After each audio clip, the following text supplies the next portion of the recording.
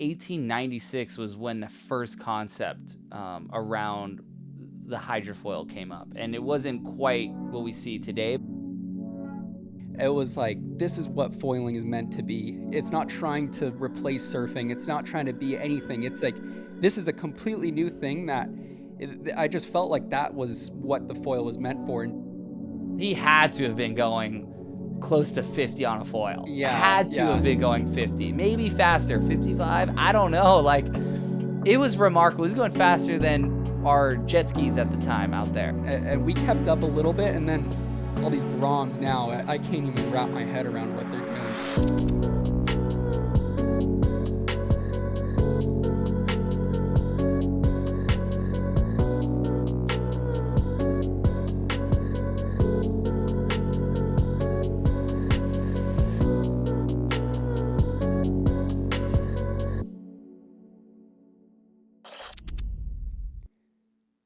I think we've been wanting to talk about this since we started a podcast, and that is the history of foiling, where it started, where it is now, and where we think it's going.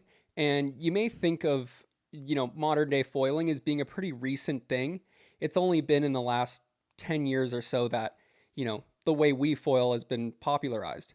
But the truth is, foiling has a really, really long history that goes back to the 1800s. So, Kai, where can you start us off as far as the earliest known example of a hydrofoil you've seen? I mean, personally, the first hydrofoils I saw was from the Strapped crew back in the day. That included Laird Hamilton, Rush Randall, Dave Kalama. I think those guys were the most into it of all the crew. I mean, there's a lot of history on how they even learned about that foil, which came from an air chair. And the air chair maybe was inspired by military torpedoes and boats. And then before that, how far back you could kind of go back in history on hydrofoil technology and designs.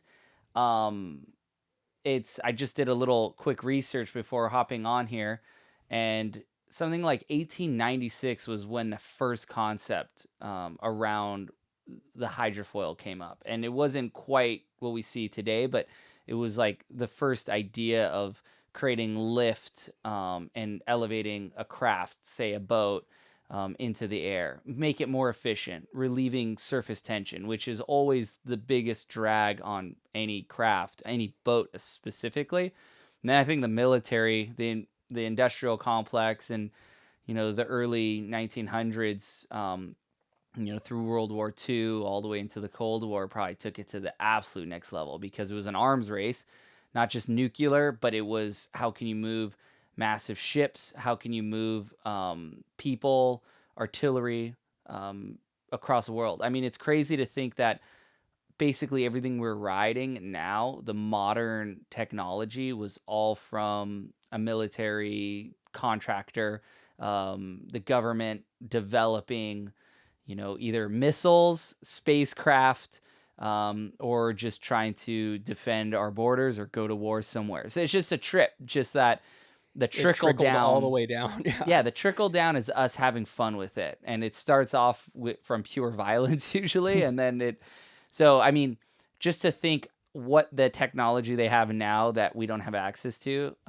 when that finally trickles down, I mean, they were already working on um, the most high-tech aircraft back in the 60s that didn't require combustion engines, maybe was off of gravitational anomalies. It's all black book stuff, I'm sure. Those, trillions of dollars that went missing at one point was probably for these black book projects. So can we just get a little trickle down so we can eliminate the foil and just hover and just Yeah, go exactly. wherever, like that's, I'm thinking that, and not to go down a rabbit hole, but I'm thinking that maybe not all the UFOs we're seeing is necessarily alien of some kind, but maybe it's just the military or these black book projects testing themselves on the military. And anyway, I just love the trickle down. Everything we're using is was maybe meant at one point to be sent into space. Insulation, the foams that are still in our Oh boards. yeah, and the carbon fiber too. The That's aerospace composites, yeah. technology. Yeah. No, it's Yeah, it's just insane. and I'm we're everything's evolving, and it's this weird thing though. So like, kind of going into seeing what modern foiling looks like, especially when you have maybe close to $1 billion of investment, which you could point straight to the America's Cup, which is probably the most advanced area in hydrofoil development and design at this point in time. I mean, take away the military industrial complex, but like on maybe a civilian level, you have these billionaires that want to win the America's Cup, the oldest trophy in sport. It's the longest running. It's gone for hundreds of years possibly. But the thing is they have the capital to get the best engineers, the best nautical engineers, the best you know composite builders in the face of the planet. And sometimes they come from like SpaceX and I would say in rare occasions like some sort of space agency beyond like maybe a NASA or so. But I got to go visit Alinghi Racing this past summer. They didn't end up winning the cup. It was Team New Zealand, who's just remarkable at what they do. They're some of the finest sailors there is. But just being able to pop your head behind the scene of any one of those teams, it's pretty incredible to see the force that they have pushing the boundaries of what's possible because they have such a big team. It's not just like a backyard shaper or someone that's going out and testing theories and feeling something and then trying to quantify that. They have, you know, basically CFDs, computer fluid dynamics, these programs that they can test everything before they even build it. But while I was so enamored and impressed by the level of technology, the facility they built right on a dock in Barcelona to build everything in house, well, at least most of it, there was like a double-edged sword because the boats are giant, 70 plus feet. The amount of work that it is required to build these foils because there's a safety thing as well. They need to hit certain specs. For us riding these much smaller foils, like if it breaks, there's really nothing that's going to happen. You're just going to fall off foil and paddle in. But for them, it could be a catastrophic failure.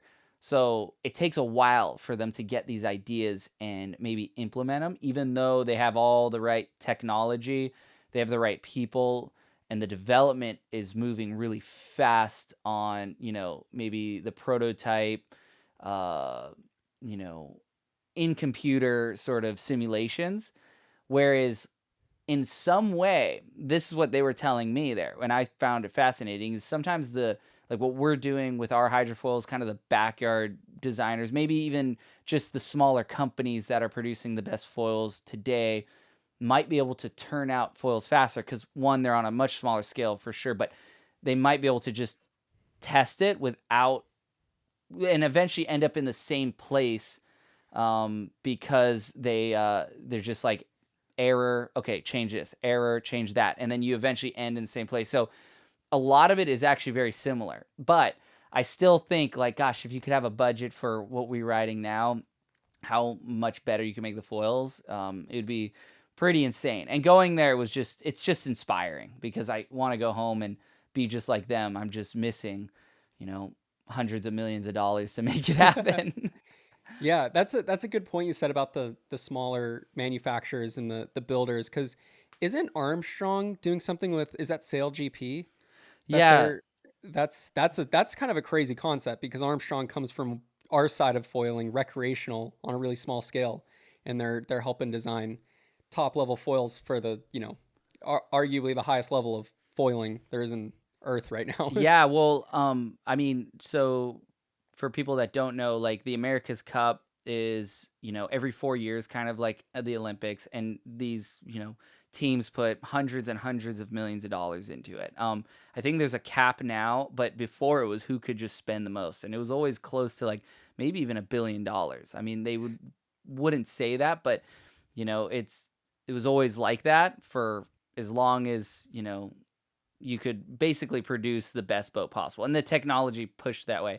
But they made this last campaign or the last cup, it's a monohull boat, and it looks like something out of a spaceship because it has these arm foils. One comes up, and then the leeward side, the downwind side of the sail, is in the water. And then when you basically jibe or tack, the other side comes up, and it looks really freaky. You're like, how could a monohull boat be faster than, say, the previous cut boats, which is now basically the Sail GP boats, which is a catamaran, and the catamaran had L-shaped foils that could pop in and out, but the boat was, a catamaran, and it seemed like the most familiar because that's when the first cup that it was used was in 2013 in San Francisco. So now the Sail GP is kind of like a world tour for the fastest sailboats in the world. That's every single year, many, many events. I want to say maybe close to 7 or 8. Armstrong being one of the biggest foil manufacturers for winging and for prone and for downwind and kite and all that. They have a partnership going with them. And I don't know how much they're actually doing for the on-water racing stuff, but I think there's a huge amount of perhaps development behind the scenes where they can, throw on some prototype foils on some of these boats and probably work with many of the nautical engineers and some of the smartest people in the sport to develop the recreational foils that we all race on. And on a small scale, like shrinking this way down, it's really interesting when we talk about maybe an Armstrong has kind of access to these CFDs, these computer fluid dynamic systems. They have access to the nautical engineers and all these theories and the right profiles. And because in foiling, millimeters really matter. Like, you could feel a foil difference if the wingtip is shaped slightly different. It's only by a few millimeters. The angle could be like a half a degree, and it could feel either the fastest foil you've ever had or slowest. So I'd say the peak of foil development is our downwind racing, because you're relying on such low energy swells. You're also relying on, the most efficient but highest speed. So you're trying to get the highest, fastest profile on these foils with enough lift to keep you going. And, it's kind of like the most endurance side of the sport. But to get to the point is the KT designer, Kane De Wild, he developed a really fast foil this past summer. And when the two teams, essentially, Kane on his foil for KT, and he's pretty much, I think does some CFD work, but a lot of it is from just going downwind and riders testing. Okay, this is going to change. I'm going to get back out there, get back on the computer and change a few things, make the subtle adjustments. We finished a downwind run from Maliko Gulch, which is 10 miles, to Kahului Harbor, and everyone was hosing off their gear. And when you looked at the Armstrong foil, because at this point no one's afraid to like show off the foil, because no one could make a new foil fast enough before the biggest race of the year, which is Molokai to Oahu. I would say now it's kind of coined as the World Championship of Downwind Racing. 32 miles from Molokai to Oahu. But at this point, no one could develop anything further because the race was 5 days away. And when you looked at both those foils, both these camps, both these guys came to the same conclusion. The foils actually looked nearly the same. And Interesting. profile wise, maybe outline not as much, but very close. It just goes to show, like, eventually you get to a certain point in the development. For a long time, it wasn't like this because it was really early days. But now everyone's sort of ending up in the same place because through just backyard testing or through using, the best computer models, the best engineers, nautical engineers, blah, blah, blah. It all almost ends up in the same place. So, I mean, there's Right. how much more can you do in this small area, this criteria of like downwind foiling, riding open ocean swells? Like, you're Yeah, there's not kind of an powered by upper a jet limit. engine or Yeah. anything, you know? Yeah, totally. And we're jumping around a bit here, but I think it'd be good to give context to how things have gone, because there has been so much development since we got. If you look at the foils that we started going downwind on, what, 10 years ago now, Yep. almost. It's they're two completely separate things, and it's funny, yeah, that it all seemed to come together, and every brand, their foil looked so radically different from the So other, different, and yeah. yeah, it's funny how it's just in the pursuit of efficiency, because that's what foiling is essentially just how efficient the foil could be, how little drag you can have it be, and how small you can go. It all sort of led to the same spot. But let's go back and maybe talk. I don't know if there's anything else with the early boating history you want to talk about, but maybe just touch on the strapped crews. Obviously they've had the biggest uh, dedication to the sport and innovated a ton. But we've talked about that in past episodes about them. But what I really want to get into is your development with it. I think that's super interesting in a history that maybe not a lot of people know. So if there's anything else on that earlier history, we should talk about that and then move into that stuff. Yeah, I mean, just in brief, I would say the earliest photo that I saw of something relatable to what we do was maybe on a windsurfer, and it wasn't in the sense of the current look of the hydrofoil, where it's like one single fin or mast or strut or whatever you want to call it, to a fuselage to kind of a airplane configuration, front bigger wings, stabilizing rear wing. That was really innovated by Mike Murphy in the air chair. I mean, the air chair guys are still doing stuff I don't think we may ever be able to do in straps with legs because of the leverage they have on the chair behind the boat. I mean, they're going 20 feet in the air doing double backflips Off of um, flat. on and to It's flats and landing crazy. perfect. They need these aluminum heavy foils, not just for momentum, but just so they don't break. But I don't know if our legs have the strength to leverage a foil and get that pound of power or snap. Those foils need to be ridden completely, off the rope. You can't really let go of it. I think it's really difficult to try to foil, the basically tip of the spear of freestyle foils for air chair, unless you're riding maybe one of the surf style foils now. But it's one of the earlier foils for windsurfing was really interesting because it almost looked like one of the boats. It had like these basically foils that were coming off the side of the nose of the board, and then it had a stabilizing foil in the back. So the board itself was nearly a Oh fuselage. wow. It looked like the boats that you would see, one of the earliest, ferry boats in Europe that would have those same things, the military boats that would have the same kind of configuration. And even here in Maui, I think it was in the 80s, there was a ferry that was on foil back then. Yeah, And so I'd like to see more of that around here, I know like that's just that. foils Yeah, on one side boats. note too is it's interesting because back when they first discovered, how to use the foil and implement it on to boats, the inventor probably thought this is the next big thing. Every single boat should have this because it raised the efficiency so much.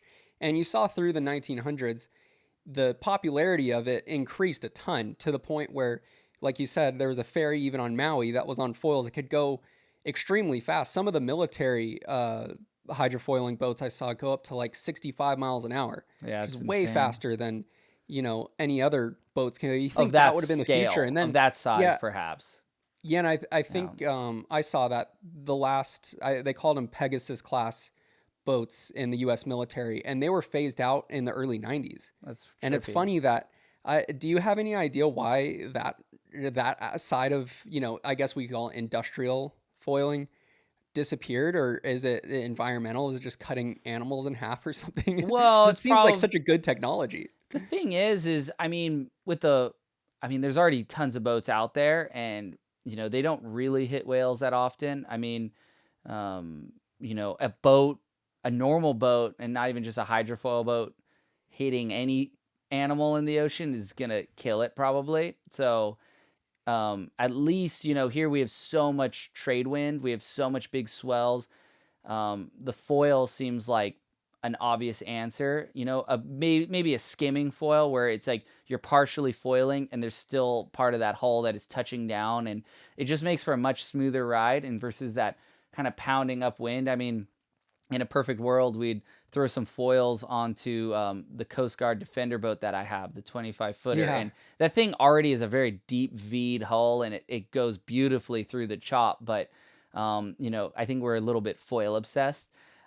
So, but I mean, that being said, it's I think there's a point when you can't go actually faster on the hydrofoil, and the foil itself starts boiling the water because you need All the friction. clean water. Whereas, say, like a skimming craft, a board, or a boat, it's not totally in the water in a way. There's a lot of air that is being trapped on that hull. So air is typically drag, it's cavitation, but you have a big engine on these boats that are just pushing through. But the biggest problem they're having on these, sailboats, like the America's Cup or the Sail GP, is at a certain point, it gets so hot because of the friction created from the water around the hydrofoil that it starts boiling the water. And what happens is the air expands all those like micro, basically air bubbles that are traveling that are in exist in the water, because that's what fish, breathe, the oxygen in the water. It basically expands and boils, and then it vacuums up the foil, and it travels up the mast. And once that hits the surface of the water, it creates basically just a big air bubble. It It's basically basically like an anchor expands. of drag. Well, it's not just the anchor, but think about when you're traveling an airplane and you go through a cloud and you feel all that turbulence.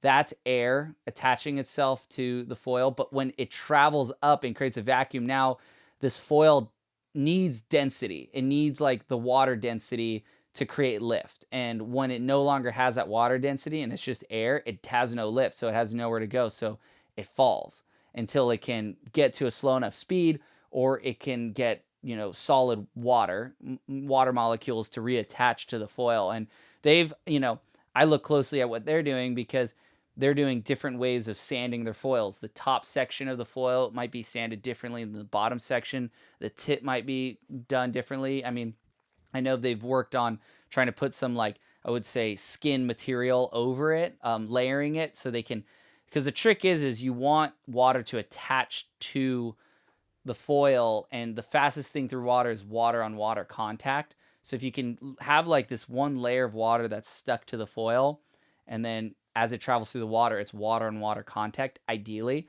But at a certain point, physics come in. I think there's probably a way to get around it. I don't know how. I'm sure smarter minds will figure it out, and we'll try to utilize it for what we're doing. But there is a limit to how fast you can go. And a lot of these, boats that have broken the world record for speed under wind power utilize a different type of hydrofoil. It maybe starts off as a beneath the surface foil, and then as you go faster, it actually becomes, it's designed to actually cavitate and create air around it, and actually just plane on top of a smaller Really? surface, lifting a larger surface out of the water. So Huh. it's like there's many different ways to solve the issue. But I'm sure maybe that was one factor that limited the use on these, commercial boats. I'm not totally sure. I'm a little more Yeah. focused on what we're doing. But to go back to like how I kind of got into it, and we've talked about this in a Big Wave podcast before. 9 years old, getting a hydrofoil for Christmas. You probably remember that. And basically just being enamored and inspired by the strapped crew. They were doing it back then. You basically rode an air chair foil on a board with snowboard bindings, clickers. And so with the clicker binding, you could get in and out really easy. But it was believed you needed the leverage over the foil because the foil was very heavy, very unstable. Um, Still amazing for the time and even for today for doing big tricks and airs, but not efficient in being off the rope, which Well, rope was a stability point. and their goal, I think it's important to remember back then, is that there's a quote by Laird that was really famous, that he believed that that would be the tool that would make it so they could ride the world's biggest waves, which is It's it's for a very riding the biggest different. waves ever Yeah. ridden, right? Was that the Yeah, quote? and it was that was because basically they thought you could in theory go faster and not have, say, wind shot be a factor that might limit a traditional board. Or where was that thinking coming from? Because that's really counterintuitive to maybe somebody that's just getting into foiling now. It seems it's all about the small waves and efficiency, and it's not such a big wave centric craft. So what do you think inspired them to think, okay, foil huge waves versus going the other route, being like, oh, this is great for waves that just don't break that are small? Well, I think they were coming from a time when they were basically, the first men on the moon. They were riding waves of unimaginable size. No one knew how much bigger the ocean could get because no one necessarily was looking at the right places all that often, and no one was like actually doing the hard work to figure out what was possible. I mean, there was an era, and this was the beginning of my era out at Peahi Jaws, where the slogan was, or the motto was, just don't fall, because you could die. And back then it wasn't the inflation. You did maybe have like a life vest, but no one knew what could happen. 3-wave hold downs were happening. They were surfing these giant waves with maybe sometimes nothing more than board shorts. And it was believed, and I think a lot of it had to do with maybe the board designs at the time. Um, I'm trying to figure out what was possible, because traditionally you would try to surf a really giant wave on a really long board because you needed the water line to catch these fast moving waves. And as they transitioned into towing, where speed wasn't a problem, the boards did get smaller, and eventually they did get really small, actually smaller than what we're riding today. And we've actually gone a little bit longer just to help with rail line and maneuvers and turns and things like that. But there was a time, I think, right when the hydrofoil came in the mix, where the boards, the chop was really affecting. And I know this from personal experience. Wherever you put the weight in your towing board, if it's in the middle of the board, or if it's weighted towards the tail, it's a very big difference. And most of these boards were weighted center of the board, and it would basically feel like the tail was always trying to skip out on you. And so I think there was a belief that the surface tension was slow on the surface, and if you couldn't handle these giant chops, you were going to explode, because the bigger the wave, arguably the bigger the chops could get. And Maui's a windy Right. place, so they were towing in really windy conditions. Nazare wasn't yet discovered, and other big waves weren't the focus. So I think with the foil, they were able to, like, well, we can just eliminate the surface tension altogether, and in theory have that clear blue water underneath the surface. And it's the same constant underneath the water. There's no sizable change, well, at least that they knew of at the time. I Right. mean, now Right. we know there is a limit to the speed, and I would maybe say at this point in history, in time, the modern tow board is probably better suited for the biggest wave ever ridden. It's definitely the least scary, and arguably maybe the fastest, because you look at maybe water skiers, how fast they can go through maneuvers and turns, and they're still on the Right. surface of the water. Granted, their boards are really narrow and everything, or their skis are very narrow and such, but they're doing like 60 to 70 miles an hour, and we're not, I would say, in that realm. I remember Laird mentioning that he hit 55 miles an hour on some of the biggest waves he had ever ridden, and I do not doubt that for a second. On the foil. On a foil. Oh no, not Oh, on a no. foil, on a tow Oh, board. got it. But we did see him out at Nazare, and you can remember, we've never seen anyone, then or since, go faster than he was going. He was, because of his weight and his size, and I think his stance, and his ability to push himself beyond what most people would be willing to. He had to have been going close to 50 on a foil. Yeah. Had to Yeah. have been going 50, maybe faster, 55. I don't know. Like, it was remarkable. He was going faster than our jet skis at the time out there, I thought, through that chop. Oh, for sure. And I think that discussion sort of plays into why maybe foiling didn't quite blow up like it did until it was sort of adapted for more of a small wave, because it was incredibly niche. Those guys did it. And then once those guys inspired, say, a few guys like you, but how many foilers were there on Earth at that point? 20 maybe. There Maybe wasn't a lot, and because it was really difficult to ride. It was really niche. It was made, you had to ride a pretty big wave to keep this foil going. you needed What ideal conditions for sure. Yeah. So what do you think was that switch that maybe changed the paradigm from it being, okay, this is a big wave thing, to, wait, we can ride tiny waves, or we can ride open ocean wind swell? Because I think that's not really talked about, is how did that happen specifically? Because those foils, you couldn't ride tiny waves. You couldn't ride open ocean swells. that easily. You had to ride a real wave. So what I do you think the earliest origins of that were? Well, when I was a 9-year-old kid, I wasn't riding big waves on these foils. I was actually riding quite small, the same waves we're riding today on our modern foils, and it's like fun size, Yeah. so not very big waves. So I think my weight allowed me to do it. I mean, those guys would ride those as well, but there was no such thing as necessarily pumping to the next wave and catching another wave. There was no ability to pump and create your own lift. It was all driven from a wave. And Yeah. they'd ride like not giant waves all the time, but it required a jet ski. There was no paddling. Um, on my personal side, because when one of my favorite foils at the time is we replaced the front of the aluminum foil with a G10 fiberglass, essentially like epoxy fiberglass front wing, and it flexed, but it allowed you to turn a little bit more with forgiveness. Um I think I always had it in my mind, and this was maybe during the peak of actually just the start of my peak of stand-up paddle racing and doing downwind races like all the time. So, and we hit a limit with how fast you could really go on a 14-foot board on an unlimited board, which was 17 feet long. The longer the board, the faster it is, because you get the average speed glide. That Hmm. is what wins races, is your average speed, especially in stand-up paddle racing. But on my 14-foot sub, I could get that board max at 14 miles an hour downwind, top speed. Average was always 9.5. Like, couldn't get it above, kind of hit, a wall.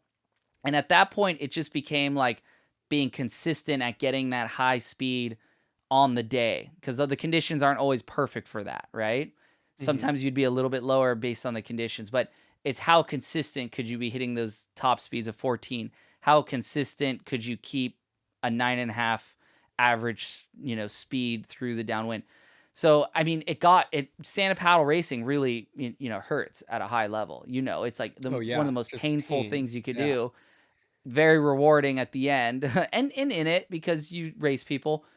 But I always was like, how could I go faster downwind? And you try all these different sanding methods on the bottom of the board, different fins, different shapes, even these like, nano coatings that would hopefully repel the water, and maybe it'd help you get like, I don't A know, a tenth fraction of of a this. knot Yeah. maybe. Yeah. And over time it'd give you 15 extra feet. I don't know what it is, Yeah. Yeah. um, but I always had it in my mind that, wow, you could actually maybe ride a foil downwind. And it was in 2012 was when I kind of tried for the first time. And it was in Hood River, Oregon. I mean, I would try getting towed into little swells here on the North Shore of Maui, and it Yeah. was novelty though, because we'd be on the outer reef, the wind would come up, and I would let go on a little swell, and I would try to go, and I would get like two swells connected and fall off foil. And it was never like, oh, like could be a thing. It just didn't seem Yeah. possible because the Yeah. And foils were tiny, and they were thin, and they didn't have low end efficiency. Yeah, and I remember an early. I would point to, with that question I asked earlier. I would also point to the influence that kite foiling had, Yeah. because guys were using, say, the foils that were the early strapped crew era foils, kiting, and they realized, oh, we wanted a little bit more efficient. So you don't have to be maybe so powered up. And I remember there was a specific time, Lyft. Everyone knows Lyft nowadays. Developed a. Do you remember the first carbon one that you had? And I Yeah, remember I there think I was had one one of the time. first ever carbon lift kite foils ever. Yeah, They were yeah, the and I remember. same shape, but they were all carbon, Yeah, and the lightness made it insane. And it changed kite foiling. I mean, go ahead with your thought, but I'll pick yeah, up no, I just after. remember a really specific time. Like, it was one of the first times you tried kite foiling on it, and you Yep. went way upwind. You were out by the outer reefs, and I was watching you, and all of a sudden I see the kite go on its own. You somehow lost it, and I remember you were saying you were paddling to get it, and you could feel it. You didn't get up on full. You said you could feel it lifting up, What year and was that? That was you're like that was like 2000, 2000, maybe 10 or 11, maybe mm, 2009. I don't maybe, know. yeah, whatever. I think might have been 2009 or something, but But that was like sort of the earliest moment I remember that you were saying, like, oh, this could actually be a thing where we can ride swells, because you were almost getting, you said you could feel the lift For paddling, sure, which yeah. before no one had ever thought of that.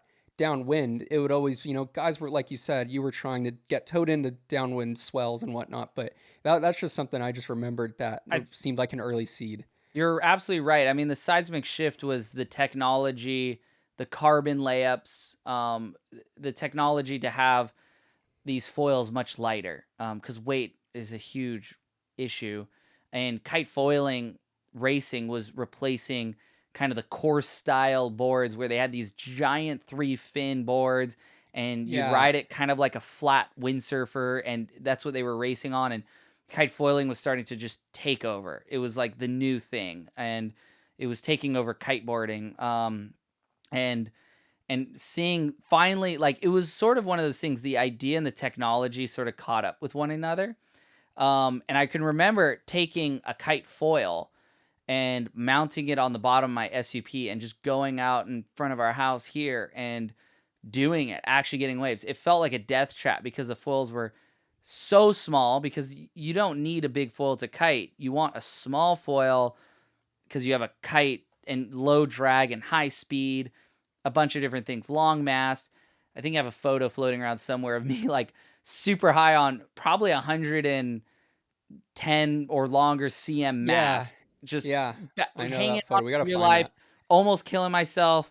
And then that's where the idea really clicked. It was like, oh, maybe if we make a foil for low end speed, like a big foil, um, and it went in the opposite direction of kite foils. It was like this Right. giant front wing, super thick profile. The profile was probably like a couple of inches Oh, thick, yeah. and it and then the mast. How short can you make the mast? Because you don't really need that long a mast. You just need to be above the surface. And my motto was, instead of trying to ride the biggest waves ever ridden, why can't we ride the smallest waves ever ridden?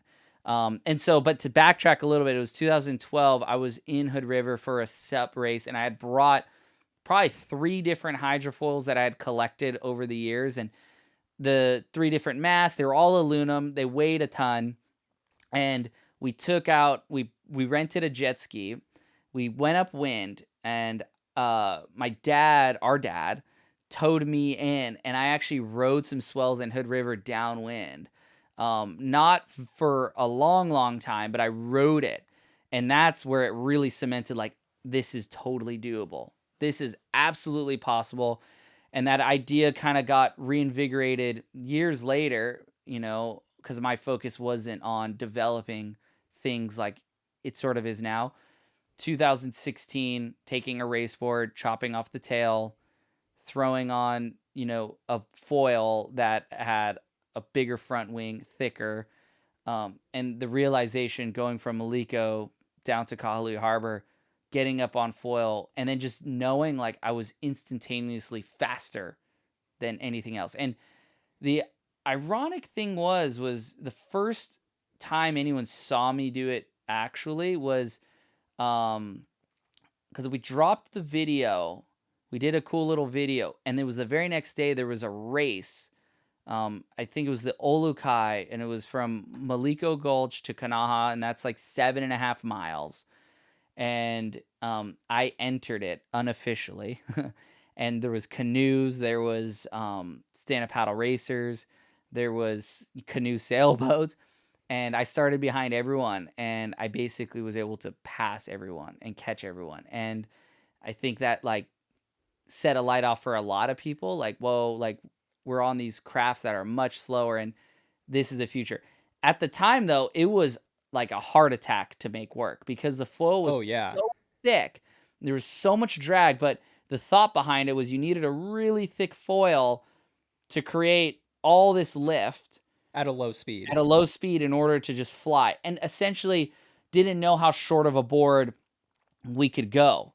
The Yeah. board itself started off at 12.6, cut it down to 10.4, and it was still 24 inches wide. Must have been like 6 inches thick because it was a stand-up paddle race board. I still have those boards as historic mementos. Yeah. And I just want to give some context to that, because I those that are just getting into foiling now, it seems so obvious, like, oh, downwind's just a part of foiling. But when that video dropped, I can confidently say no one had ever seen anything close to that. I mean, there was a guy in France that we saw a few years before that was subfoiling, but having to catch real waves. It was I kind of I still think on a more kite foil, and he was actually ripping on it. It was pretty Yeah, he was sick. really good, but I think that video really was a very, very defining moment. I mean, didn't that video went viral for back then? I mean, I remember sitting in my dorm room in college, and up to that point, I had zero interest in foiling. It looked really scary. I didn't even, you guys begged me to try it. I didn't want to even get close to it. I was Hmm. terrified. But when I saw that video, I was like, okay, that is the application of foiling. That is what I want to do. And I think the second I got home, on my next break, that was my first time foiling, was doing a downwinder. And I think I got up for only like 30 feet or something, but it was like, this is what foiling is meant to be. It's not trying to replace surfing. It's not trying to be No. anything. It's like, this is a completely new thing that I just felt like that was what the foil was meant for. And to this day, that's my main mode of foiling. It's just the best thing ever is going downwind, Oh because you yeah. can't really do There's it a like that on any other craft. It's not trying to be surfing in any type of way. No, and that was the cool thing. Is like the best foiling is the worst surfing, in my opinion. Like the best surfing wave doesn't feel great for foiling, and the best foil wave is terrible for surfing. But the thing was that when that happened, it was like, oh, the light went off, and then immediately it was like, how small of a board could we go? And one of the boards was, the next thing was a 7.6 SUP board, like the stand up sup, and I ended up having just the time of my life. Oh shoots, my mic just fell. Here, put it back up while I give further context to that, because I was a really um dedicated viewer, I'd say, during that time. And it was crazy because, yeah, everyone thought, I mean, you thought that you had to start with a pretty big foil or a pretty big board, 12.6, to get up. And then over time, it would go smaller and smaller until you were down to this, yeah, 7.6. And you're able to get onto waves like that, or onto swells. And we'll get into it too. That's when the prone foiling came in. But if we need to take a quick pause for you to fix your mic, we can. Okay. Um, but yeah, I guess just adding more of my personal experience with it. Those first times, anybody that's done downwind foiling knows how extremely difficult it is to learn. Well, And that foil back then was hard. I mean, I even now, if we put that thing on a by board, I that think I would still struggle. It back was then, really difficult. the standard back then though, it felt like a dream, because you could ride these tiny waves that you never could ride. It was a very low aspect foil, and it was very, very inefficient, but it was efficient in the sense that you could ride these tiny waves. In modern days, and I think we always knew it wasn't going to be the best foil for like forever, but you had to kind of start someplace. That was like reinventing the wheel a little bit. But as soon as I figured you could ride these tiny, tiny waves, with these open ocean swells on a hydrofoil, sup downwinding, why couldn't you just surf it? Like put it on surfboard. So immediately I was able to put together a surfboard, or like kind of like a surf shape, and attach the foil. And I remember distinctly going to the South Shore for the first time, and I Yeah, I went remember somewhere that. super secretive because, it was like people were kind of hot on my trail and they were trying to figure out what I was going to do next. And in order to kind of like preserve the idea a little bit, people were a little bit distracted with the downwind stuff, but unable to do it because of the physical tax that was required. And also, there was no such foil available. But I essentially pulled off to the side of the road towards Lahaina, and there Yeah, was I this think I was there when it was me and someone else that had paddled out on the. I was on a subfoil, and yeah, I remember for that sure. day, and I remember thinking it was gonna be, there was no way you're gonna do it. It was Yeah. impossible. It was a 5.6 board, so it was like a short board, like relatively small short board. And I paddled out, and I remember the first wave standing up. It was just like this another light. It was like the best. it was honestly the best like summer of my entire life because it just felt like world changing things. Like my whole world got changed by being able to foil downwind. The whole world kind of water sports changed because of that initially, whether they caught on quick enough or not. I think it took many years for people to actually adapt to downwind foiling like it is today. But with the surf foil, now this was something that everyone could probably go and do because of the accessibility to crummy waves close to shore. And right after we did that, we went to Fiji, Yeah. and we filmed a video of proning into these little waves, and that was the first time. And the coolest part is actually Kelly Slater was with us. He was on Tavarua, but he came to Namotu. He was with us, and I got him to try the earliest foil, and you know he didn't really take to it immediately because it was the worst conditions to try it on. It was like dead low tide. I had already figured it out, but it was this exact session. I paddled into a wave, rode it, and then kicked out and caught another wave. And, that's pretty crazy because every surfer dreams to be able to catch multiple waves in a set. Now it's just like normal. But at the Yeah. time, it was like unbelievable. You can catch two waves in one single set. And that broke for me my surfing experience because now, what else could you do? You could use those waves as ramps going out like you're on a windsurfer. And it's just and you had the freedom of no sail, no kite, no paddle. It was just freedom and no straps at the time, just strapless prone foiling. Dropped that video. That video even went, I think, more viral than the downwind video because it was maybe even a little more relatable.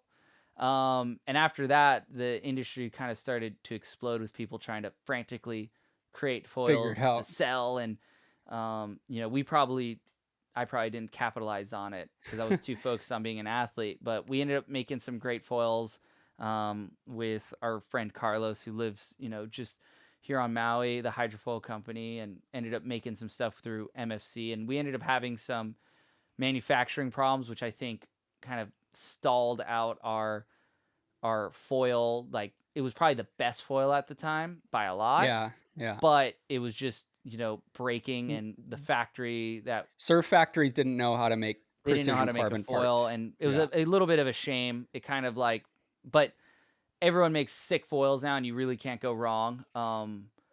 Yeah. And to And see just where it's gone now is pretty oh yeah. remarkable.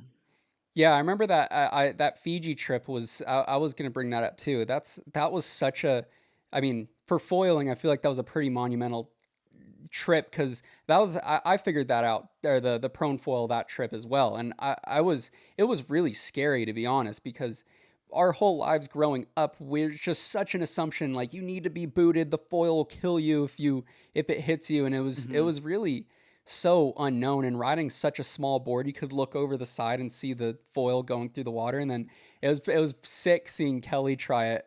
I think that probably ruined foiling for him because I remember he was trying to approach it like he was on a surfboard and he was just going on these like barreling waves at Namotu lefts and just getting smoked. Well, It that's was the pretty thing wild. is back then you had to the foil had so much low end lift. You had to be 100% on your front foot. Now the foils are very well balanced, and you can actually tune it to be more back foot pressured, more front foot pressured, neutral, like in between. But at that time, it was so front foot that if you're a surfer, you generally ride. I mean, you do ride front footed, but the balance is maybe a little bit more neutral between the feet. And then, if anything, during certain maneuvers, you kind of go more on the tail because you need to create that lift, and by putting too much weight forward can create this drag. And so at the time, maybe the worst foilers or the people that had the hardest time learning it were the best surfers in the world Yeah, yeah. because they were so tuned into perfection surfing, perfect form surfing, and foiling at the time was the opposite. And it's great to see now that the foils like are so user friendly. But now you can tune the foil to however you want it to be. And that's pretty rad. But um, when you paddled in, you had to stand up quick in order to get that nose down. And we had a lot of experience through windsurfing, which Windsurfing, you pretty much turn exclusively off your front foot because you use your sail and where it's connected to the board, the mast foot, as your front foot. So your front foot on your body is almost like the back foot on the board. So there's a real familiarity of being front foot heavy, and that, you know, can be difficult to transition to traditional surfing. But to foiling, it was really like an easy transition. And so yeah. Yeah, it's so trippy to look back on those years when it was so. I mean, we've talked about this in the past, but growing up, we saw. I mean, the development of kiting.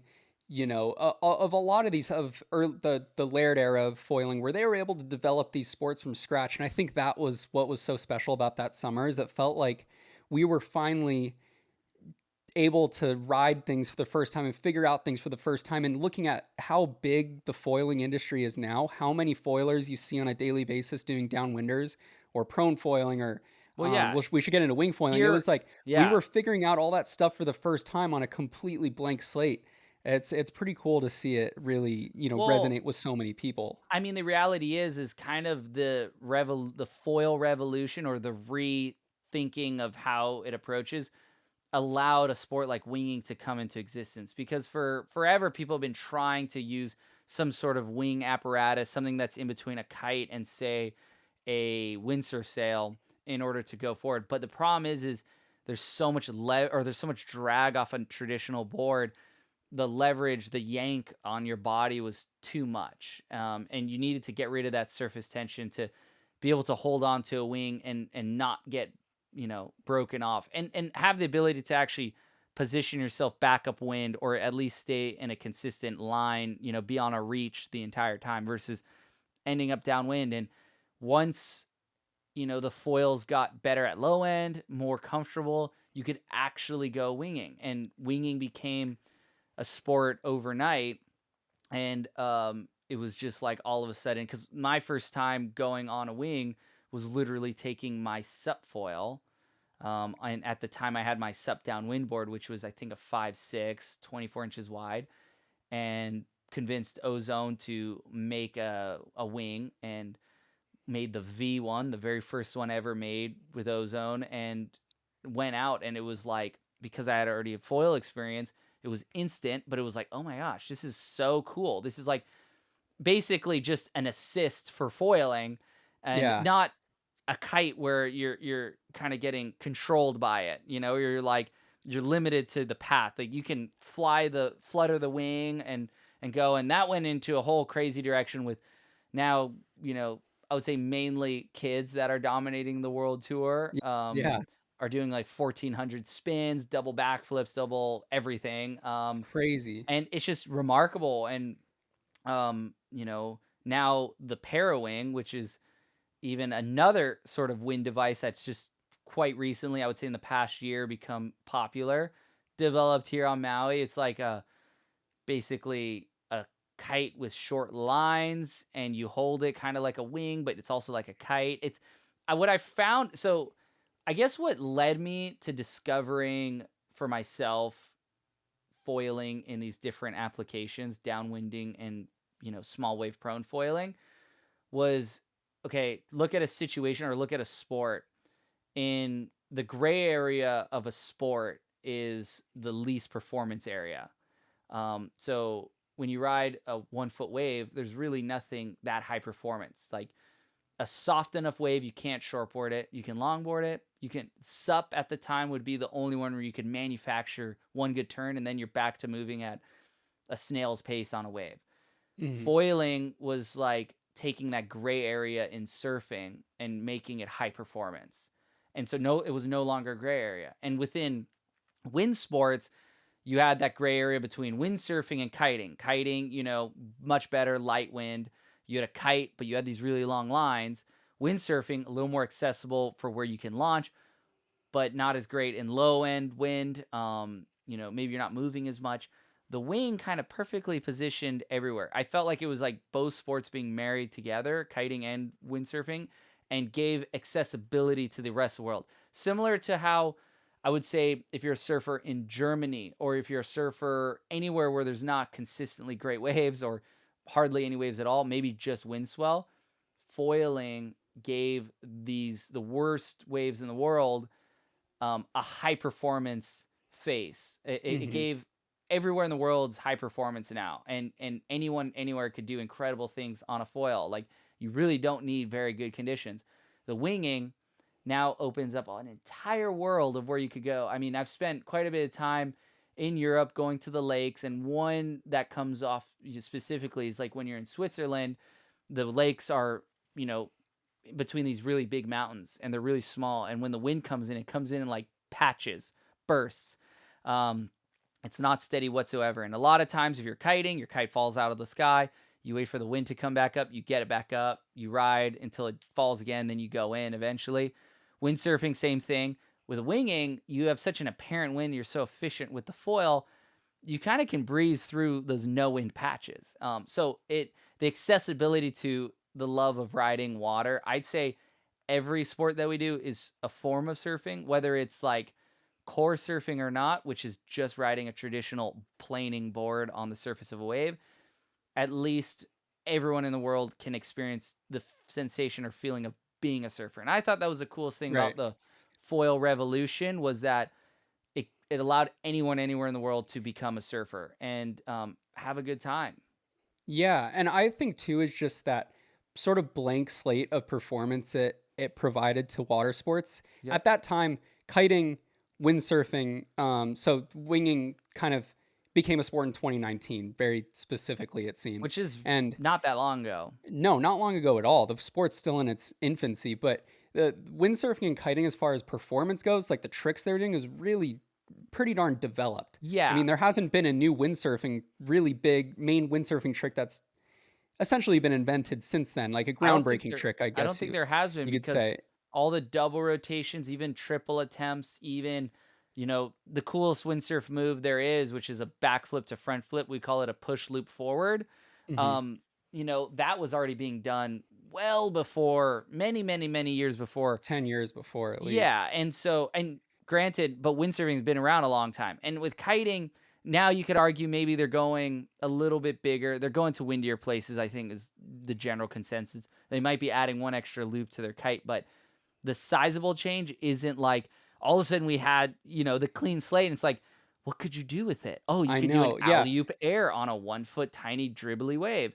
Frontside three. Who's gonna do the next first flip back onto the wave? Yeah. Who did the first straight air, like those little things. Then with winging, it was like air railies was the only trick anyone thought Yeah, you could yeah, do. yeah, Then it was like, oh, you could forward it. Oh wow, you could actually backflip a wing. And yeah, then, now it's like you could do flat spin 360s. Well, you could do 720s, 1080s, 1440s, just jump higher.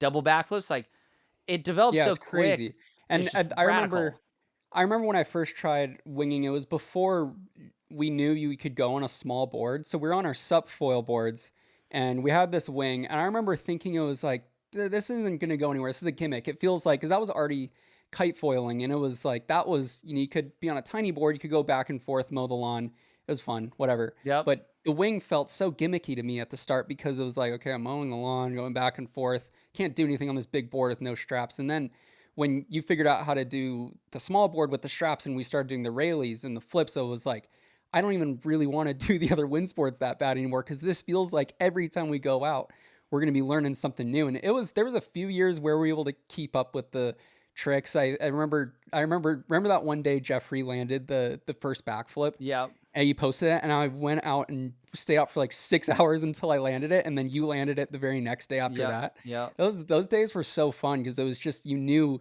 there was just so much to come in, and we kept up a little bit, and then all these groms now, I can't even wrap my head around what they're doing, but it's pretty sick to see where they've taken it. If you want to see some crazy stuff, look up who does the winging tour, GWA or something. Yeah, They GWA yeah, Wing they put Tour. out You the could probably just type Wing craziest Tour into highlights. Instagram. Yeah. The the thing is it was, yeah, it was a radical, because once I felt like I landed the front flip, or the back flip rather, it was like, okay, now if you could do a backflip, what else could you do? And there was a bunch of one-handed variations with the flip. It was maybe like switch backflips. It was then well, I can Mhm. forward loop it, like, can you do a front flip with it?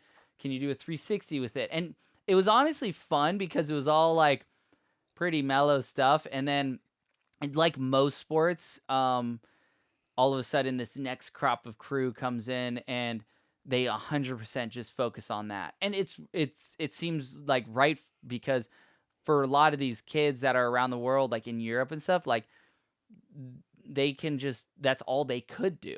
And so it opened up this whole world for them to actually, you know, be really good at something. And they took it to the sickest level. Like we described all the different rotations. And I think unless we decided to focus on it exclusively, there was just no way of maybe keeping up with the Yeah. intricacies of the tricks. I mean, maybe keeping to like the wave ride focus, you can, stay pretty close to relevancy. But at the same time, it's like trying to balance six other sports. It's like, okay, well, like at a certain point, I just got to go in flat water and just spend weeks and days and months trying to learn these tricks. But it is really impressive. The equipment got to a point too that allows these tricks to even be easier than when we first started. And you're saying when we went from the wing, like the sup foil board, which was mine was 5'6", probably 70 liters, down to the prone foil board, which was 4'6", 24 liters. Mhm. And now I probably ride something a little bit bigger than that, like close 33 liters here. But that's it. It's interesting the full circle effect though. Like if we go back, downwinding went to as small a board as you could get away with. Like the Molokai channel crossings that I won on the foil, I was on a 5'6". Now the longer boards, in fact, actually faster. By having that longer board, you have a lot more leverage over the foil. And so I was started off on a 10-4. We haven't quite gone back to that length, but my fastest board downwind is probably an 8'4" board because you have that leverage over the foil and you can get up in no like flat water extremely easy, but you have that like momentum that is created from a little bit longer board than a smaller one, and the stability in the air as well. So it's just funny how things kind of do go sort of full circle. Yeah. And nothing's really new. I think it's just everything's been just reimagined and refined over time a Right. little bit. Yeah, and it just the opening up of opportunity was was huge for people to just go and run wild with it, and how many different aspects of hydrofoiling there is now. It's almost like hydrofoiling isn't really a sport in its whole. It's almost a category of sport with all these It's true. offshoots coming Like out. you have prone foiling, people who prone foil with straps or without straps. You have big wave towing foilers, and there's some incredible rides that are been going down now. The kite racers on hydrofoils, sup downwind foilers. You have even like kind of the electric powered foilers from Mhm. the e foils to the foil drives. I would say that's a category. You got the para wingers, the Yeah. wing foilers, and then you have, is it freestyle winging you're doing? Is it wave riding winging you're doing? Is it race Racing. winging you're doing? If they're all like different equipment, different disciplines. And so just, I mean, windsurf foiling, which was in the Olympics as well. I mean, people boogie foil. Yeah. Like, there's a million ways to hydrofoil, and it's just, you're right. There's like spin-offs of foiling everywhere, and it just keeps getting better and better. What I like is that the foil becomes more and more an extension of my surfing. I can go foiling Mhm. and feel like I'm surfing. I feel like, and for me, I've always based what I do around riding waves and ideally great waves. But with the foil now, you just can train all the time on bad conditions with a foil, but at the same time, you can get a similar sensation. You can tune the foil to feel like you have a little more back foot pressure on those turns. And I mean, I could go on and on. I just think foiling is one of the number one things I always pack in my board bag anywhere I go in the world because I call it the great equalizer. I could dock start and maybe Mhm. chase after a boat and just sneak Yeah, a, that's a boat wake, wake steal in a way. And you know the softest, worst wave on any surf trip, you could go foil and be alone. For sure. And yeah, that's another category. There's guys that are in Europe that exclusively dock start and flat water Oh, yeah, foil. they There's a guy pump on YouTube I've foilers, seen. He's out there for 4 hours or something crazy, pumping. just pumping around and with these giant high aspect Yeah. wings. It's pretty darn cool. No, it's Yeah. great. It's incredible. And like in a couple years' time, it's gonna be great to see where else the foils come to. Like what's next. And there's always Yeah. something next. Like just when you think like everything's been done, it's like, oh no, no, no. There's plenty left to do, and it just becomes more nuanced, right? It's those smaller gray areas between the sports or the disciplines we're all doing, and it's like, how can you because where does parawinging really fit in? It's such a Yeah, small yeah. niche, but when you actually in fact do it, it's really fun. And I did a downwinder yesterday with the KT designer Kane and the KT crew, and he decided to go on the parawing. And what he uses it for is just to get up. He can ride his tow foil with a small board, and he packs the thing away, and then he just takes off downwind. And if he needs any juice, he pops this little parachute up, essentially. Some people use it on their really big boards just to get into waves. So it's those like sort of nuanced things, because once you're on the wave, maybe you don't want to be holding a wing or a kite Right. or a Right. sail. And so the parawing, the idea is you can just like hide it. Yeah. But then Yeah, again, it's it is the greatest sea anchor there ever was. So like trying to get that thing out of the white water is really challenging. yeah, I've yet to try it. I want to try it. But it seems like just to I suppose wrap it up. We've seen this is about like the third sport revolution cycle I feel like we've seen in our lives, more or less. And it seems like the theme is there's a brand new thing someone figures out. For example, in this case, maybe you figured out the downwind thing. It just offshoots and people will develop, develop, develop. And then there's kind of a ceiling where people get there and it's just little bit, increasing innovations. But you're, like you said, with the different foil manufacturers coming together and on their own, essentially making the same exact foil, it seems like that's sort of the cycle. And I really love those early days. And I think we're probably close, hopefully, to a new start of who knows what's going to come, where you have those rapid just jumps in innovation. And it's really fun to see that cycle because it does seem like it's just something that just happens, especially here on Maui. For Yeah, whatever Maui's reason, just so much development happens here. But a lot of that, like you said, open-minded that people here. yeah, like I'd love to have like a summer like 2016 was where it was just so So much fun. unknown to it, and I feel like there's something like that coming in, but I've You no had like idea the what it could greatest possibly be. purpose. Like I felt like that, it's like this huge purpose to discover something. And people cared, so it felt like it mattered. At the Yeah, the yeah, yeah, startup of downwinding, it felt like, you know because growing up, windsurfing mattered here. It was a world championship. The sport was huge in Europe. You could make a career and like, get the nice car, have the mansion house. Like people in that era were really successful. Kiteboarding felt like it really, and at the time, there was so much excitement and hype. It mattered. There was like a purpose. And for a while, and I'd say even now, right now, like foiling for a little bit possessed that, where it just felt like hmm every run mattered because things were evolving so quick and people were so interested in it. Felt like you were worthy of something. And now, it's like you go to the beach and those other sports have really quieted down here in Hawaii.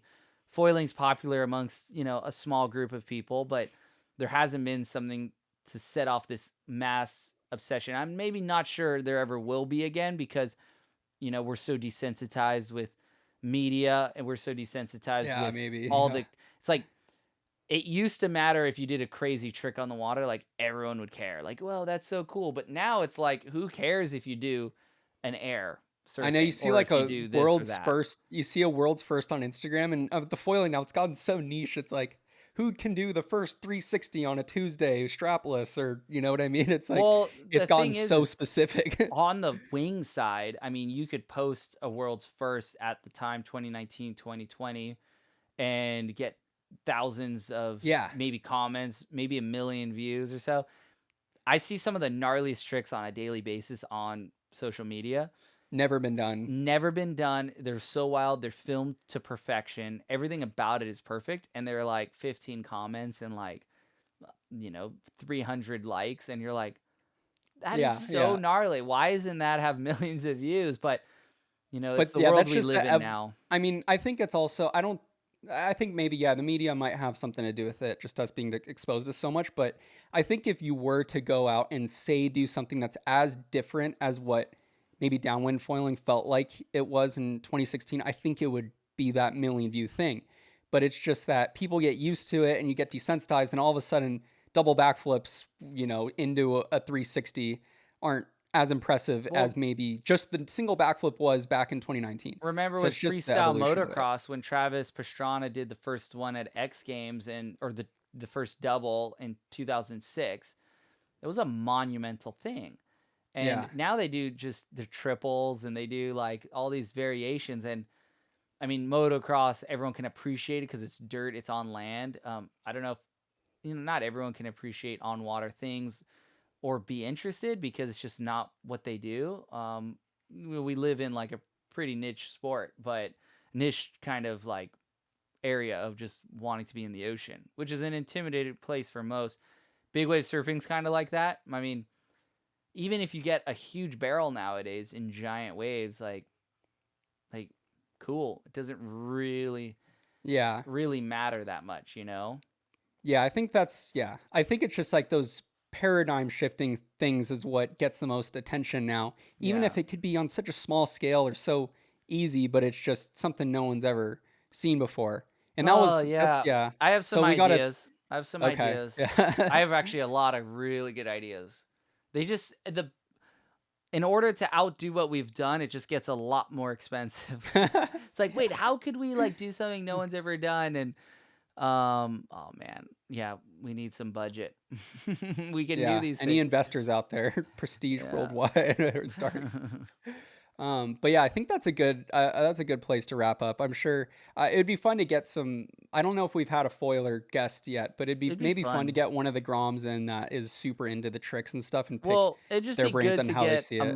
another modern perspective. Not that we don't have a modern perspective on foiling, but in a way, we've been there the entire journey. And it'd be really interesting to hear from somebody like that, maybe hasn't been in the sport for very long and is already really good at it. And how do they view this whole Yeah, thing?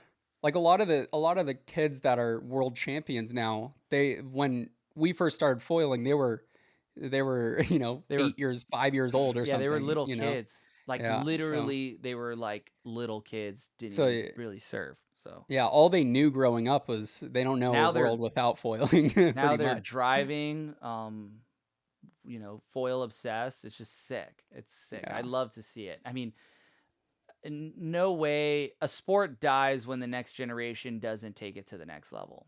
Like that's true. Yeah. every generation needs to outdo the previous one. And I think there's some, times where, people do things that, can never be outdone. But it's also those eras, like what they did in that era was insane. Like what Laird and those guys did, big wave foiling was insane. And now it's like, okay, what's this next generation? What are they gonna leave? What mark are they gonna leave? And a lot of it is the most unbelievable aerial acrobatics that anyone could imagine. Yeah, I try to keep up with some of the like I was uh riding the waves with Otis the other day at the wing. He was doing 30-foot airs above the lip, and I tried like 1 6-foot air like he was doing it, and I just got bodied. And I'm like, dang, Yeah. it's really moved into a cool place. But it's really sick. I actually, that's like the most cool thing about seeing the development of the sport is kids take it to such a level where I have a hard time even wrapping my head around it. But I'm excited for that next thing. I want another Don't worry, summer of Rage. You're 2016 still in back. your 20s. You can still do this. I'm over the hill. Don't say that because No, you'll knock on breathe it wood. into reality. No, no. Because I'm definitely not over the hill. I'm just getting started, and I'm 32. All right, that's good. Good inspiration. Okay, that's all for now, folks.